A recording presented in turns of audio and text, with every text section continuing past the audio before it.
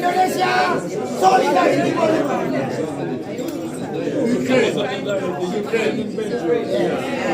Indonesia and Belgium. Oke. Solidarity forever. Ya, assalamualaikum warahmatullahi wabarakatuh dan selamat sore waktu Jenewa, dan tentu saja mungkin di saat ini di Indonesia sekitar jam 8 atau jam 9 waktu Indonesia bagian barat. Oh, udah mau jam 12 ya. Jadi hari ini kita sedang berkumpul, sedang santai nih di kafetaria Union Nation. Beberapa hal perkembangan yang perlu kita sampaikan karena ini terkait masalah kabar dari Jenewa, dari Logika Rakyat. Maka untuk itu saya akan minta statement dari ketua delegasi kita, Bapak Muhammad Jumur Hidayat. Logika Rakyat dimanapun berada di dalam dan luar negeri.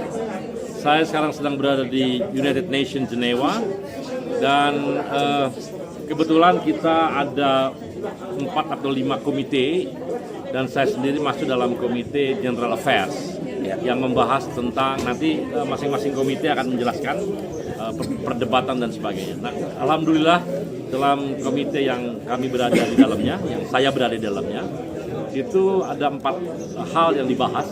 Yaitu pertama tentang Maritime Labour Convention tahun 2006 atau pelindungan pekerja maritim tahun 2006 yang di amandemen.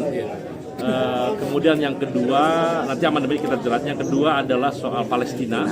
Yang ketiga soal Myanmar. Yang keempat soal usulan ILO untuk Social Summit di Doha, Qatar tahun 2005 ini.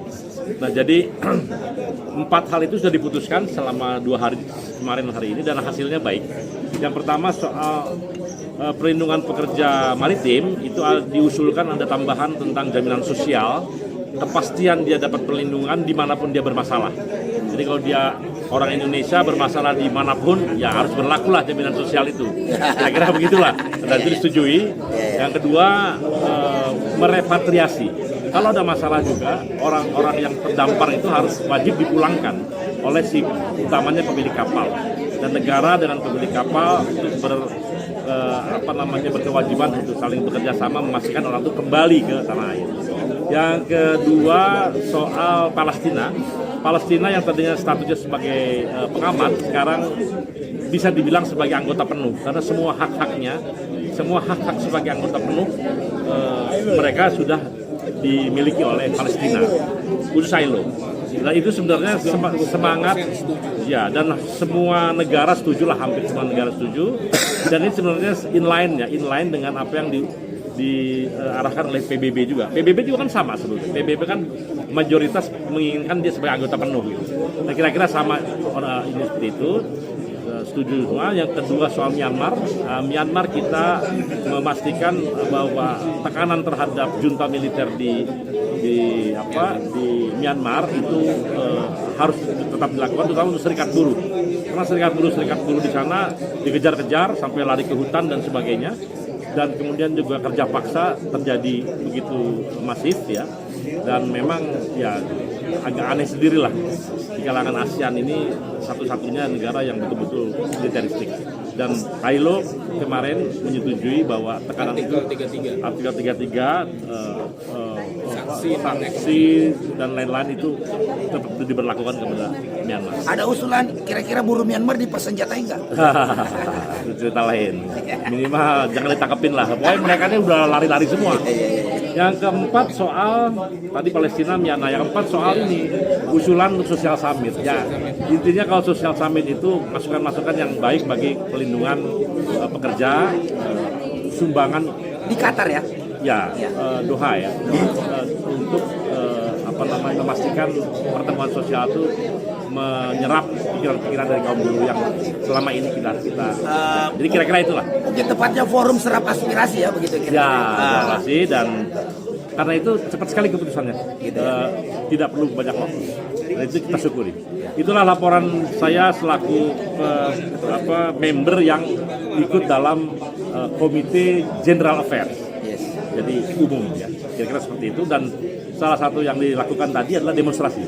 Kita melakukan demonstrasi untuk kedua hal tadi, dan juga untuk Myanmar dan buru-buru terlibat. Selesai itu, terima kasih. Silahkan saya kembalikan kepada Tuan Daeng Amat Berhormat. Oke. Silakan Bung Darta menyampaikan hal-hal yang perlu disampaikan kepada buruh Indonesia yang menantikan tayang ini. Silakan. Ya, tadi kita sudah menyelesaikan rapat komisi, kemudian sudah ada beberapa hasil yang cukup baik sebenarnya, karena ada beberapa pemerintah yang bersedia untuk memberikan bantuan, bahkan mendorong supaya hal-hal seperti jaminan sosial tadi Mbak ya, jaminan sosial itu didorong supaya tidak ada perbedaan antara pekerja informal dan formal dan semakin transisinya menjadi semakin mulus. Kemudian ada hal seperti jaminan kesehatan juga mereka mintakan. Dan mengenai upah tadi Pak juga diomongin ya, tentang upah itu dari, kemudian ada permintaan dari beberapa pemerintah kayak Kanada, Meksiko minta supaya ILO juga membukakan database-nya sebesar-besarnya untuk mendorong informal menjadi formal. Hanya saja karena tadi sudah rapatnya selesai, besok kita tinggal menunggu tim drafting. Kalau seandainya hasil-hasil yang tadi dibahas itu menjadi ada perubahan dalam drafting, kita bisa memasukkan keberatan di hari Sabtu sampai dengan pukul 4 sore. Mudah-mudahan tidak ada. Kalau tidak ada berarti apa yang tadi sudah disanakan bersama bisa menjadi satu draft dasar supaya ada panduan tentang bagaimana informal menjadi formal. Gitu yang bisa kami sampaikan. Oke. Terima kasih Bung Darta. Bung Darti ada tambahan? Ya, sebenarnya apa yang tadi sudah disampaikan data itu sudah mencakup keseluruhan ya, karena 2 hari dari kemarin sampai hari ini semua sudah dibahas, tinggal membuat drafting aja. Apabila tadi ada yang tidak disepakati oleh peserta, maka bisa nanti mengusulkan di hari Sabtu itu dari pagi sampai jam 4 sore. Sebenarnya banyak hal yang sudah dicapai, persoalan ini kan masing-masing, ini kan dasar yang sudah dibuat hari ini. Mudah-mudahan ya di mana pemerintahan itu ya melaksanakan kalau ini sudah ada dasar dari sidang ILO ini. Mudah-mudahan kan kita ini persoalannya kan di pelaksanaan, tinggal masing-masing negara. Itu aja sebenarnya. Mudah-mudahan hari ini apa yang kita sudah perjuangkan oleh kawan-kawan dan oleh pemerintah, mudah-mudahan ini tidak berubah dan ini menjadi panduan yang sangat penting bagi semua pihak. Saya rasa itu aja. Terima kasih. Pak Arif, tadi digital ya, platform, silakan. Ya, pemirsa, untuk Logika Rakyat berada dalam dan luar negeri. Jadi saya kebetulan masuk di Platform digital. Platform ekonomi istilahnya. Dan di platform ini ada senior kita juga, Bang Rekson Silaban, yang sekaligus menjadi ketua tim kita di tim platform. Kemudian ada juga Bung Kemet dari Ojol, ya, dan alhamdulillah Ojol langsung bisa bisa diwakili ya di dalam konferensi ILO pada hari ini ya. Dan tadi Kemet sudah berbicara di depan konferensi itu sudah berbicara tentang aspirasi ojol di Indonesia. Ya, kurang lebih ada beberapa hal. Ya, kebetulan karena ini memang platformnya memang yang paling panjang kelihatannya. Jadi ada perdebatan keras antara government, kemudian dari pekerja, worker seluruh dunia, dan kemudian juga dari pengusaha. Ya, kalau pengusaha dan pemerintah ya hampir seragam, ya. Dan para pekerja di seluruh dunia hampir juga 90% itu menginginkan ada konvensi keluar, konvensi ILO khusus tentang platform ekonomi. Ya, nah itu, tetapi pada saat yang saya tadi dengar langsung dari beberapa negara, mayoritas memang belum mendukung konvensi. Ya, ada beberapa, baru Australia sama apa tadi itu, Australia, Namibia, Brasil. saya belum dengar tadi. Tadi bicara Brasil. Ya. Nah, tapi mayoritas itu masih ingin Rekomendasi lah. Ya, termasuk Indonesia. Indonesia bahkan menganukan akan membuat ini sendiri lah, regulasi sendiri yang akan memperhatikan hasil-hasil dari hasil ILO. Kira-kira itu dari Indonesia. Kemudian yang juru bicara adalah Ibu Nindya Putri. Ya, saya nggak tahu dari Kemenlu kelihatannya. Yaitu kemarin tentang itu. Nah, hari ini dilanjutkan. Jadi ini memang di platform ini paling ramai nih. Sampai jam 9 malam rencananya. Ya, hari pun sampai jam 9 malam. Ya, dan nanti ada masing-masing kan itu ada pemerintah, ada pengusaha, ada buruh. Masing-masing ada rapatnya sendiri. Jadi ini masih belum putus. Kelihatannya paling ramai adalah di platform. Karena ini memang baru. Kalau digital ini baru, ya hampir semua negara mungkin masih gagap, ya, tentang platform ekonomi ini. Tetapi memang buruhnya sekarang ini besar sekali di platform ini. Maka inilah sekarang sedang terjadi pertarungan. Jadi saya pikir juga ini Indonesia ini juga harus memberikan perhatian lebih dan ada lebih ada pembicaraan yang intens Dan lebih progresif ya. lah ya. Setelah ILO, apapun hasil ILO, kita akan coba nanti di Indonesia dibicarakan kembali dengan dengan pemerintah. Kalau dari semangatnya Presiden tentang platform ekonomi ini, semangatnya sih bagus lah, ingin menyelesaikan dengan baik, ya. Nah, hanya saja memang tantangannya tidak semudah yang kita bayangkan.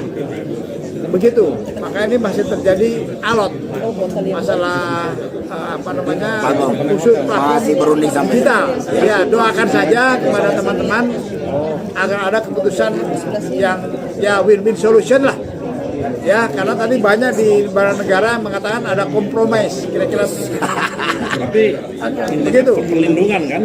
Ya, intinya perlindungan kepada para pekerja atau para aktivis yang aktif mencari uang di platform ekonomi. Sektor. Ya, platform ekonomi ini memang banyak sekali yang bekerja di situ sekarang. Iya. Baik negara maju maupun negara berkembang. Iya. Dan masalahnya masing-masing punya kekhususan. Karena itu memang ini harus ada harus ada khusus negara dalam permasalahan ini.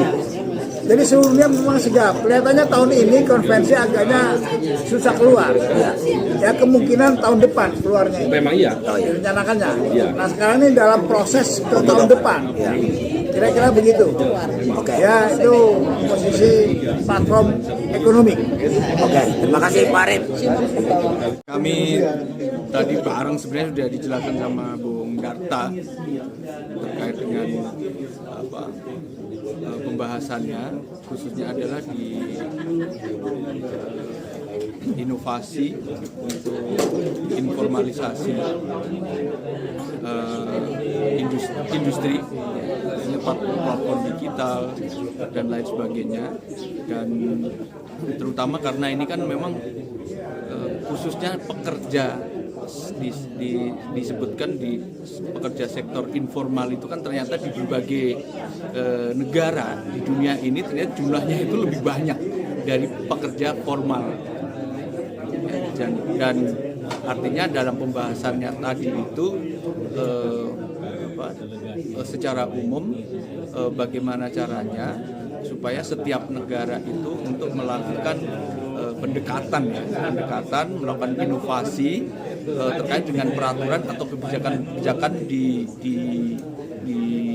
negaranya ya, untuk mendorong supaya teman-teman buruh di sektor pekerja informal ini bisa menjadi pekerja formal, terutama adalah ini yang berkaitan dengan hak-haknya dari pekerja di sektor digital atau platform, bahkan pekerja rumah tangga, ada pekerja perikanan, ada pekerja di pertanian. Nah, semua itu kita dorong untuk menjadi pekerja formal agar apa? Hak-hak dari mereka itu, teman-teman buruh itu bisa diberikan dengan dasar aturan undang-undang.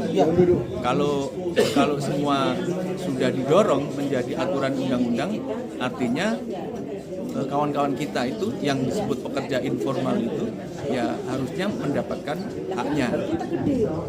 Dari mulai upah kalau di Indonesia harus misalnya mengikuti upah minimum kota, kabupaten atau bahkan sampai upah sektoral, lalu kemudian didaftarkan di program jaminan sosial, ada BPJS kesehatan, BPJS ketenagakerjaan, lalu juga perlindungan terutama terkait dengan K3, lalu juga soal jam kerja.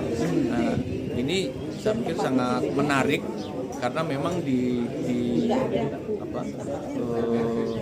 industri yang sekarang ini sedang bergerak maju ya, dan itu juga buruhnya sangat banyak, sangat berlimpah gitu ya. Tapi memang kondisinya sangat buruk. Jadi kebijakan-kebijakan dari pemerintah itu memang banyak yang tidak melindungi.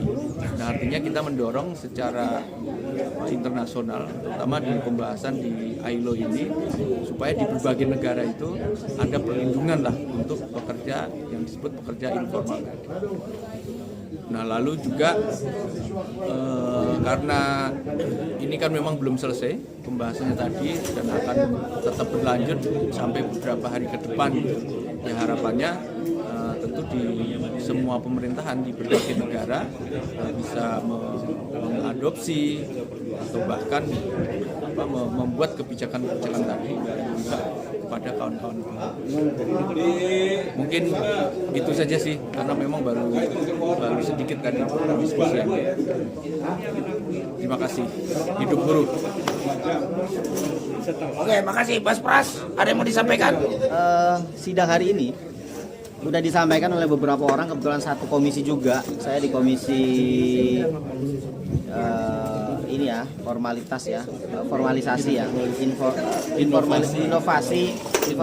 ke formalisasi gitu ya. Jadi seperti yang disampaikan Pak Sunar bahwa ini adalah komisi yang sangat penting juga karena ini akan menentukan teman-teman yang nanti ada di dunia kerja informal itu akan diarahkan secara fasilitas macam-macamnya ke arah formal. Ini sebuah perkembangan yang bagus banget.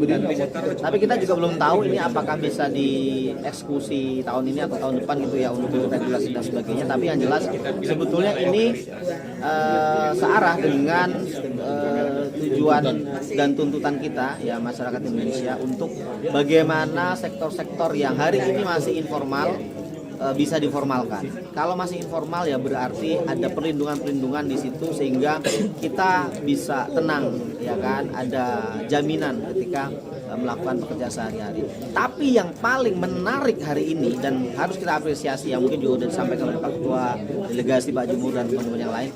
Hari ini sidang ILC yang ke-113 ini secara resmi telah memasukkan Palestina sebagai anggota tetap ILO. Berarti Palestina sekarang menjadi negara ke-188 yang menjadi anggota tetap ILO. Artinya ke depan pasti akan lebih terbuka gitu ya, peluang Palestina untuk mendapatkan banyak dukungan terutama dari negara-negara anggota ILO, dan harapannya ini juga bisa menjadi perhatian untuk anggota-anggota yang ada di PBB. Nah, ini sebetulnya kebahagiaan semua orang di Indonesia ya pasti ya, dan mungkin di berbagai negara, karena ini satu langkah yang sangat baik dan mungkin satu step yang lebih maju daripada bertahun-tahun yang lalu. Ini adalah kebahagiaan masyarakat Palestina yang pasti juga menjadi kebahagiaan masyarakat pekerja buruh seluruh Indonesia dan dunia. Terima kasih Bang Daeng. Oke, makasih. Gimana Bung? Ya, selamat sore ya waktu Jenewa bagi pemirsa Logika Rakyat. Saya Muhammad Rusdi, Presiden Aspek Indonesia, Asosiasi Serikat Pekerja Indonesia. Kebetulan saya ikutnya di Komite General Discussion General Affair. Ya, ada dua isu utama. Ya, yang pertama adalah solidaritas untuk pekerja Myanmar. Yang kedua, solidaritas untuk Palestina. Nah, ini menarik. Alhamdulillah di komisi kami ini membahas tentang solidaritas terhadap para buruh di Myanmar yang hari ini mereka mendapat represivitas dari negaranya, dari pemerintahnya yang junta militer. Kita mendukung perjuangan buruh di Myanmar dengan cara mendesak ILO untuk memberikan sanksi. Ya, ada konvensi artikel 33 yang sifatnya adalah sanksi bagi negara pemerintah Myanmar. Nah, itu kawan-kawan. Jadi hari ini kita para delegasi buruh Indonesia bukan hanya kita mengawal persidangan, tapi juga kita melakukan aksi solidaritas. Ya, perjuangan itu sekali lagi bukan hanya melalui jalur diplomasi. Diplomasi berunding itu harus, tapi juga kekuatan jalanan sebagai kekuatan utama kaum buruh juga harus disesuaikan. Dan tentunya yang luar biasa adalah hari ini, dalam 3 hari ini adalah selain kita berjuang melalui jalur dialog, aksi, yang ketiga melalui jalur media.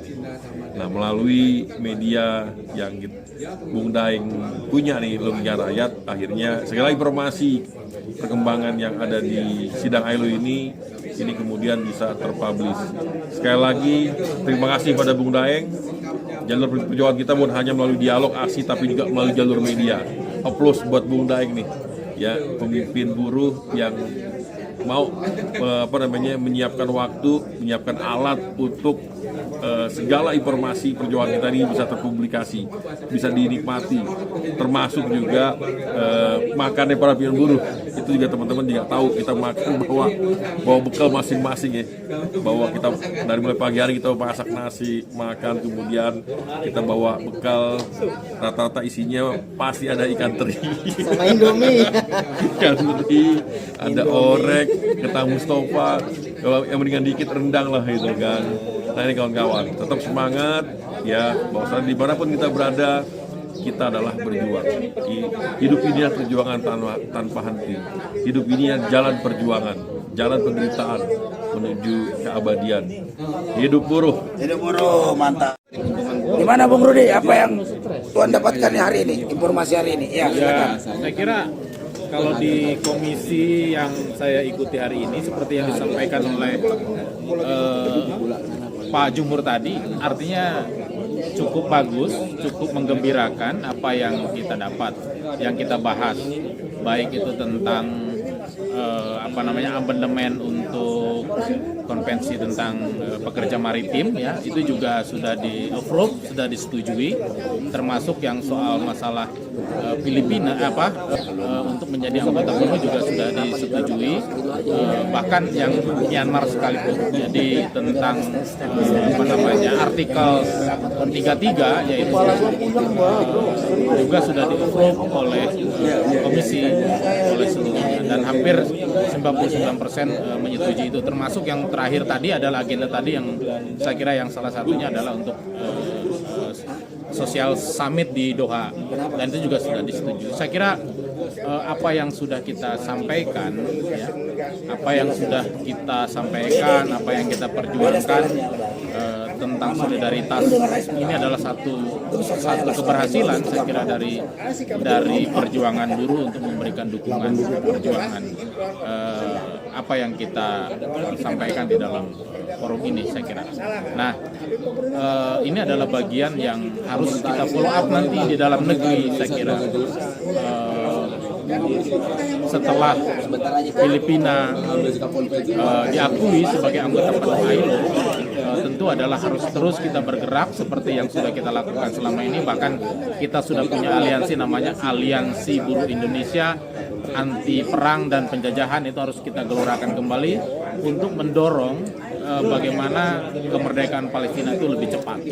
Indonesia punya hutang sejarah, tentu adalah ini yang harus kita lakukan dari Indonesia untuk Palestina, dari buruh Indonesia untuk rakyat Palestina untuk kemerdekaannya. Termasuk juga kita support tentang perjuangan sekarang teman-teman serikat buruh dan rakyat Myanmar, di mana pimpinan-pimpinan serikat buruh banyak yang ditangkap, banyak yang mencari suaka, bahkan harus bertahan di gunung-gunung, banyak dicabut tentang hak kewarganegaraannya mereka.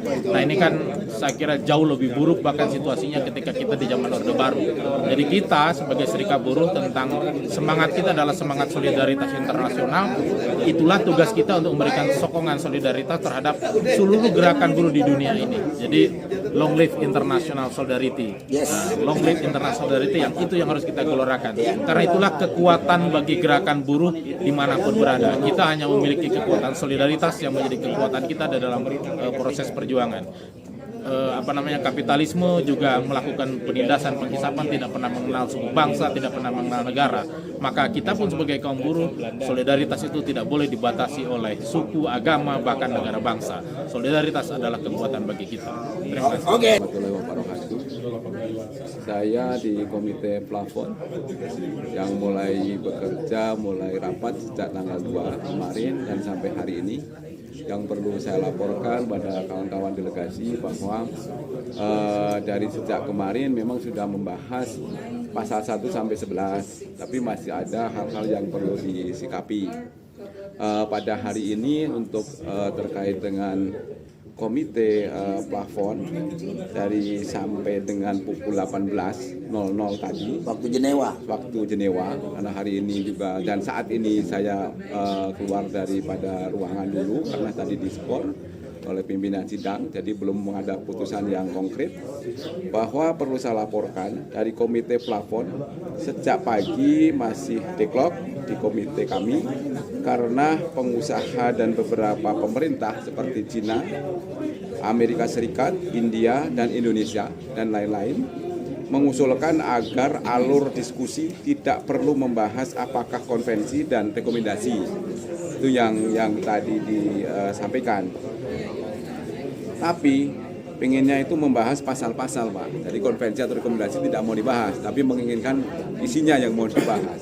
Nah, di situ pendapat ini hanya didukung minoritas oleh pemerintah. Sehingga pimpinan komite atau pimpinan sidang memutuskan setelah 5 jam nanti akan didiskusikan untuk membahas dulu bentuk konvensi atau rekomendasi sebelum membahas kasus lain. Itu kesimpulan yang bisa saya laporkan dari hasil rapat komite sementara pada hari ini dari jam tadi 9 sampai jam 18 waktu Jenewa. Itu saudara sekalian, dan mudah-mudahan nanti sebagai patokan dan besok pagi masih lanjutan lagi, Pak. Tepatnya ini. Karena pimpinan sidangnya kabur katanya. Kita deadlock di situ, Pak. Itu informasi dan laporan dari saya sebagai perwakilan dari Komite Pekerja Plafon untuk Indonesia. Terima kasih. Assalamualaikum warahmatullahi wabarakatuh. Terima kasih. Gimana, Bung Roy? Ya, pertama-tama Kerah merah. saya ceritakan sedikit keberangkatan saya ke sini. Iya, silakan. Tentu saya berterima kasih kepada Ketua Dewan Jaminan Sosial Nasional, Pak Nunung. Juga saya berterima kasih kepada Kementerian Tenaga Kerja yang telah memberikan undangan kepada KJSN untuk mengirimkan salah satu anggota mengikuti ILC, dan ketepatan yang dipilih adalah dari pekerja, unsur pekerja. Kita juga berterima kasih kepada BPJS Tenaga Kerja yang turut menjadi sponsor keberangkatan saya ke Jenewa. Sebenarnya dalam keberangkatan ini saya lebih berfokus kepada platform digital.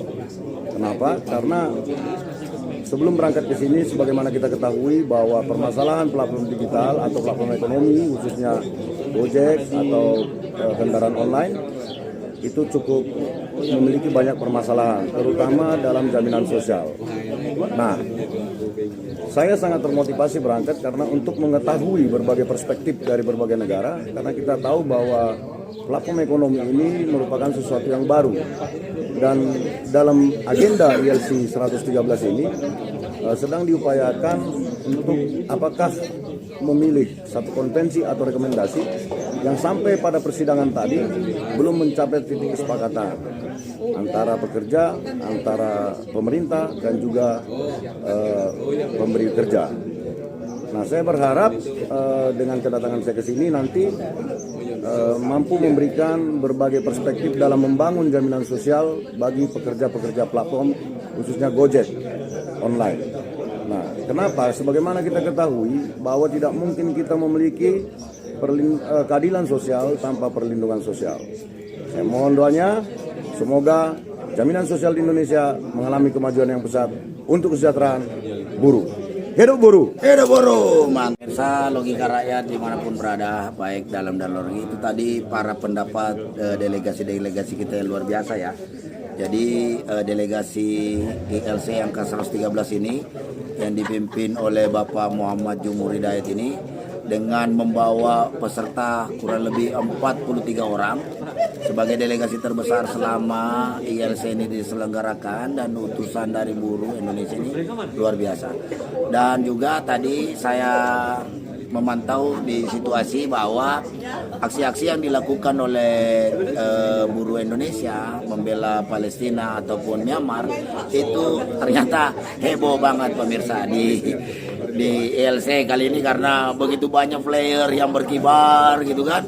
Kemudian ada banner besar Aliansi Buruh Indonesia Anti Perang dan Penjajahan. Waduh, dengan berikut dengan tutup-tutupannya memancing beberapa delegasi-delegasi dari negara lain untuk ikut serta dalam aksi kita tadi. Dan tadi waktu saya mampir sedikit sholat di musola, itu tadi ada perwakilan dari Aljazair, Nigeria, dari Kazakhstan, dari Afghanistan, dari beberapa lagi negara-negara tadi sempat juga menyalami kita bahwa Indonesia luar biasa katanya. Nah, apalagi dari Turki itu. Nah, dari Turki tadi itu aplaus banget dan sangat merespon kita, dan tentu saja kita butuh dukungan dan doa restu dari buruh seluruh Indonesia, dan doanya agar gerakan-gerakan kita yang dilakukan di Jenewa kali ini benar-benar mendapatkan manfaat dan semoga dimudahkan oleh Allah Subhanahu wa taala. Demikian. Hidup buruh Indonesia yang lama.